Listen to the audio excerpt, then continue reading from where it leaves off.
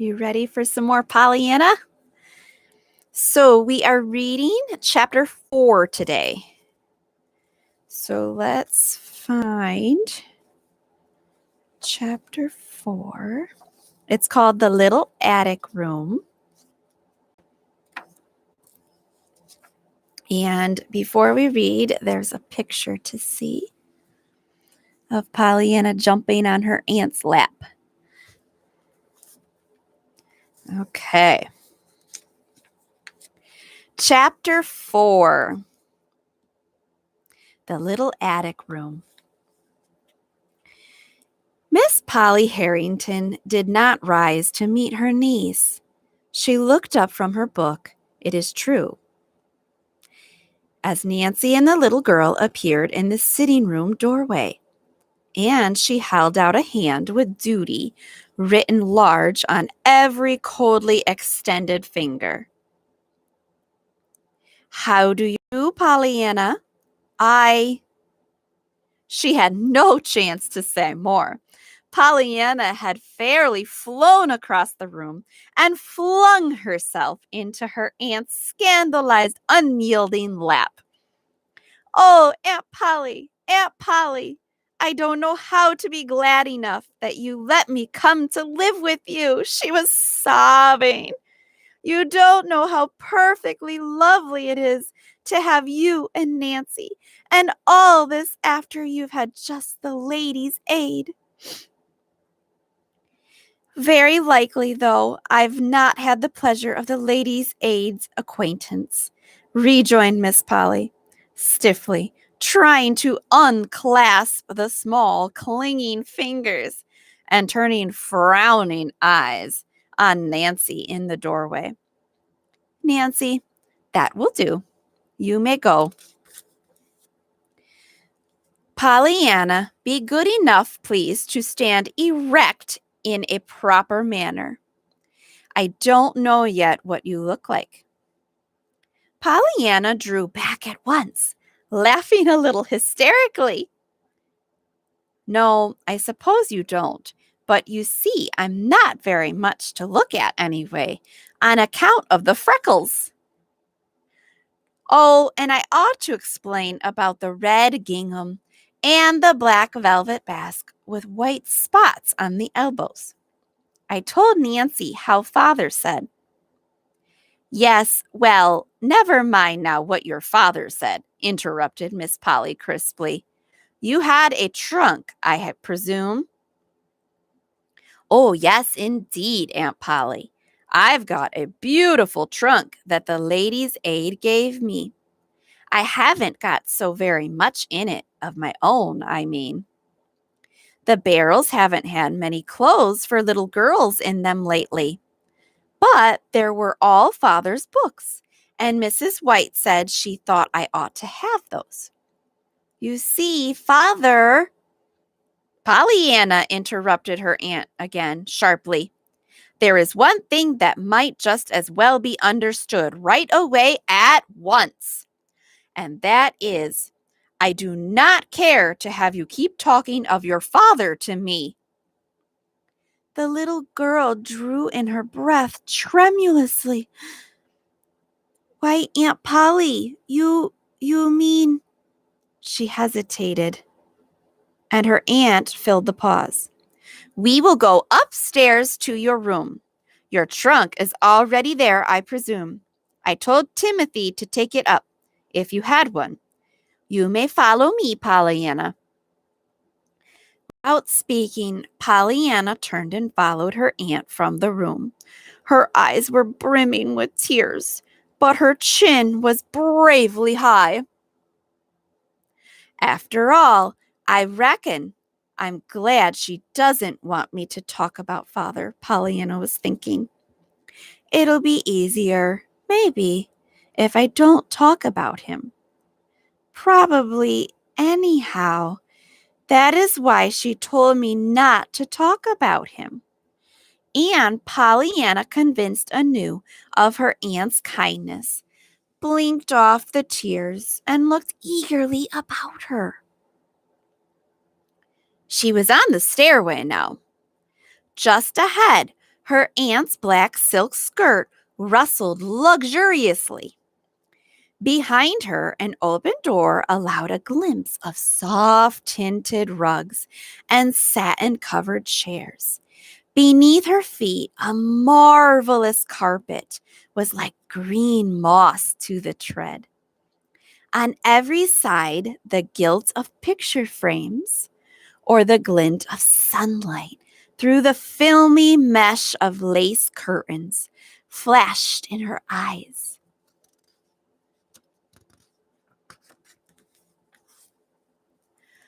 "Oh, Aunt Polly, Aunt Polly," breathed the little girl rapturously. "What a perfectly lovely, lovely house! How awfully glad you must be you're so rich." "PollyAnna," ejaculated her aunt, turning sharply about as she reached the head of the stairs. "I'm surprised at you making a speech like that to me." "Why, Aunt Polly, aren't you?" queried PollyAnna in frank wonder. "Certainly not, PollyAnna. I hope I could not so far forget myself as to be sinfully proud of any gift the Lord has seen fit to bestow upon me," declared the lady. "Certainly not of riches." Miss Polly turned and walked down the hall toward the attic stairway door. She was glad now that she had put the child in the attic room. Her idea at first had been to get her niece as far away as possible from herself, and at the same time place her where her childish heedlessness would not destroy valuable furnishings. Now, with this evident strain of vanity showing thus early, it was all the more fortunate that the room planned for her was plain and sensible, thought Miss Polly. Eagerly, PollyAnna's small feet pattered behind her aunt. Still more eagerly, her big blue eyes tried to look in all directions at once. That no thing of beauty or interest in this wonderful house might be passed unseen.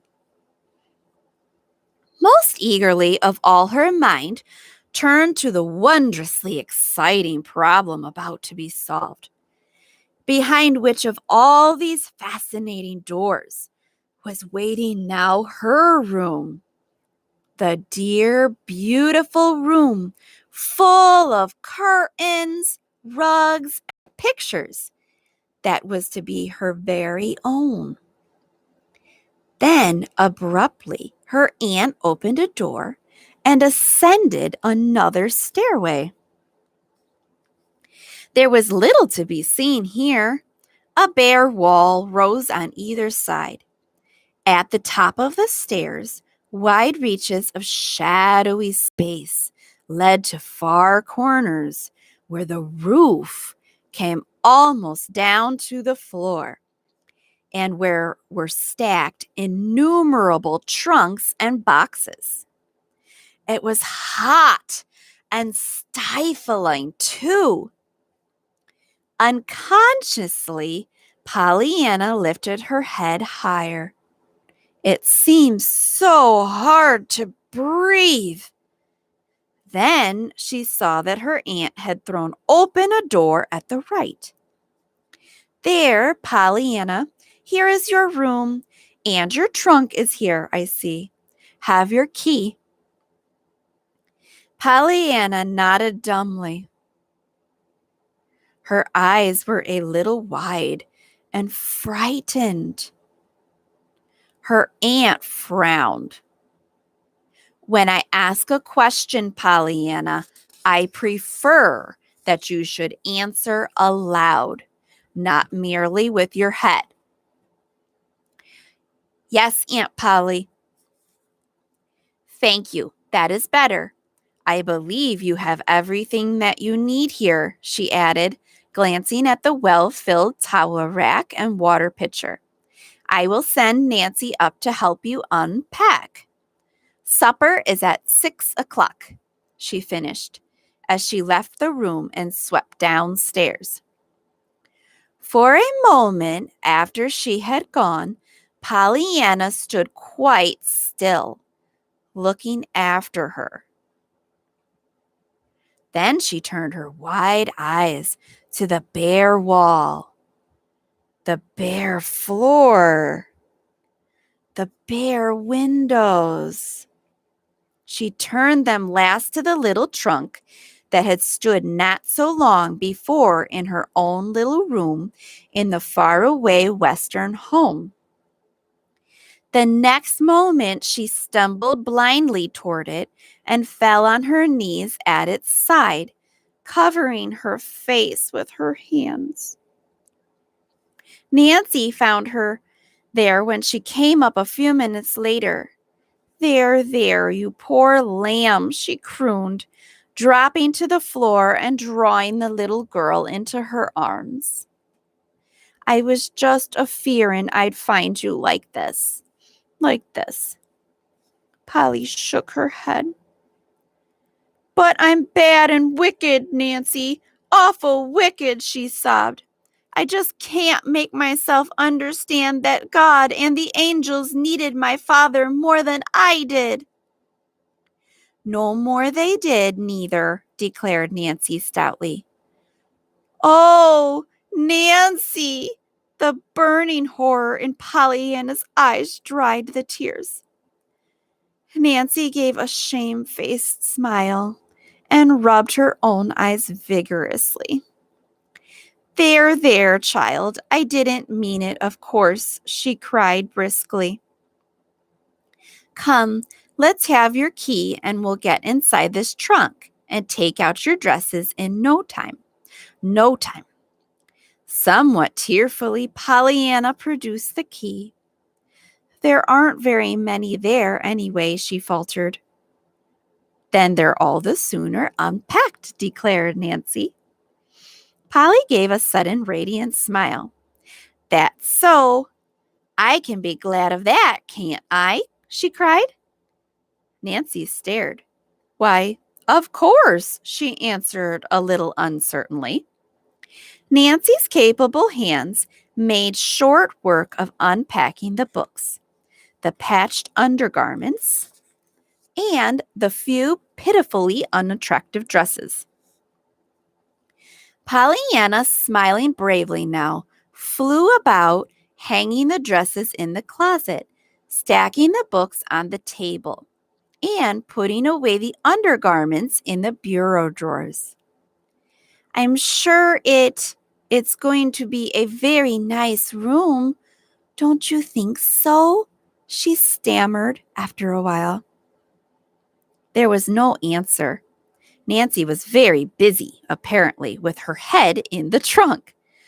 PollyAnna, standing at the bureau, gazed a little wistfully at the bare wall above. And I can be glad there isn't any looking glass here, too. 'Cause where there isn't any glass, I can't see my freckles. Nancy made a sudden queer little sound with her mouth. But when PollyAnna turned, her head was in the trunk again. At one of the windows, a few minutes later, PollyAnna gave a glad cry and clapped her hands joyously. Oh, Nancy, I hadn't seen this before, she breathed. Look, way off there, with those trees and the houses and that lovely church spire and the river shining just like silver. Why, Nancy, there doesn't anybody need any pictures with that to look at. Oh, I'm so glad now she let me have this room. To PollyAnna's surprise and dismay, Nancy crossed to her side. What is it? She cried then, fearfully. This wasn't your room, was it? My room, stormed Nancy, hotly, choking back the tears. if you ain't a little angel straight from heaven, and if some folks don't eat dirt before, oh land, there's her bell. After which amazing speech, Nancy sprang to her feet, dashed out of the room, and went clattering down the stairs. Left alone, PollyAnna went back to her picture as she mentally designated the beautiful view from the window. After a time, she touched the sash tentatively. It seemed as if no longer could she endure the stifling heat. To her joy, the sash moved under her fingers. The next moment, the window was wide open, and PollyAnna was leaning far out, drinking in the fresh, sweet air. She ran then to the other window. That, too, soon flew up under her eager hands. A big fly swept past her nose and buzzed noisily about the room. Then another came, and another, but PollyAnna paid no heed.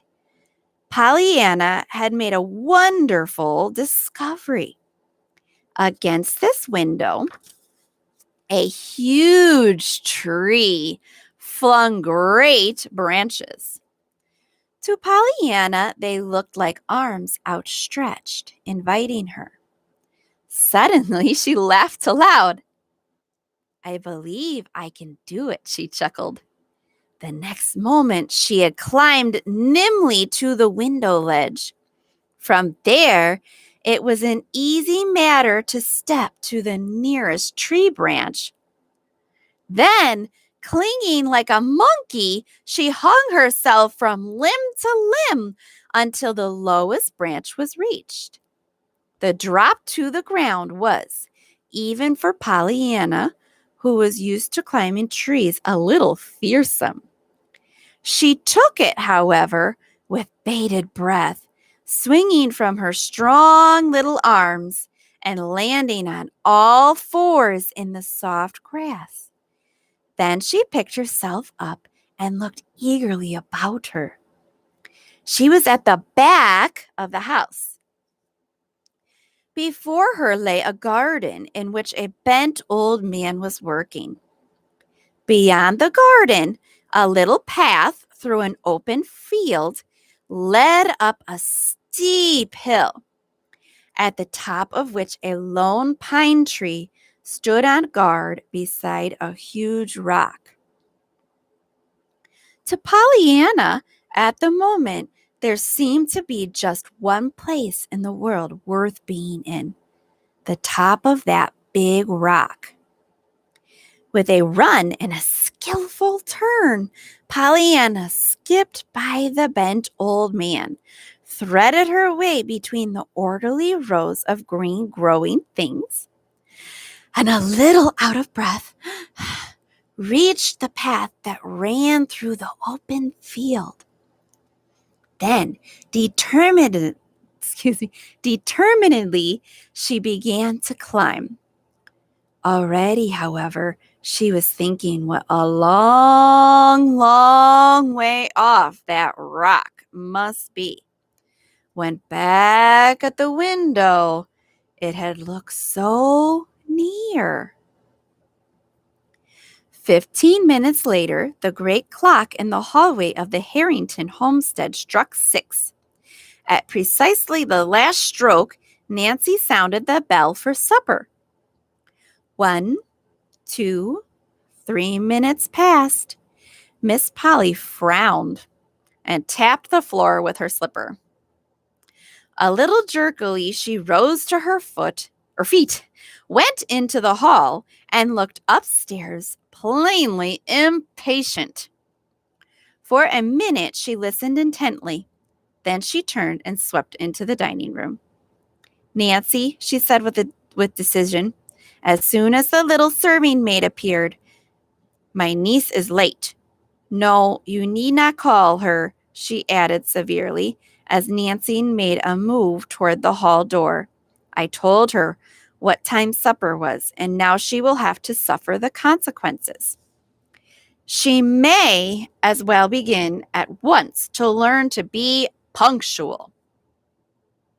When she comes down, she may have bread and milk in the kitchen. Yes, ma'am. It was perhaps that Miss Polly did not happen to be looking at Nancy's face just then. At the earliest possible moment after supper, Nancy crept up the back stairs and thence to the attic room. Bread and milk indeed, and when the poor lamb hain't only just cried herself to sleep, she was muttering fiercely as she softly pushed open the door. The next moment she gave a frightened cry. "Where are you? Where have you gone? Where have you gone?" she panted, looking in the closet, under the bed, and even in the trunk, and down the old water pitcher. Then she flew downstairs and out to old Tom in the garden. "Mr. Tom, Mr. Tom, that blessed child's gone," she wailed. "She's vanished right up into heaven. Where's she come from? Poor lamb, and me told to give her bread and milk in the kitchen. Her was eatin' angel food this minute. I'll warrant. The old man straightened up. "Gone? Heaven?" he repeated stupidly, unconsciously sweeping the brilliant sunset sky with his gaze. He stopped, stared a moment intently, then turned with a slow grin. "Well, Nancy, it do look like as if she tried to get as nigh heaven as she could, and that's a fact," he agreed, pointing with a crooked finger to where, sharply outlined against the reddening sky, a slender, wind-blown figure was posed on top of a huge rock. "Well, she ain't going to heaven that way tonight. Not if I has my say," declared Nancy doggedly. "If the mistress asks, tell her I ain't forgetting the dishes, but I gone on a stroll," she flung back over her shoulder as she sped toward the path that led through the open field. Whew!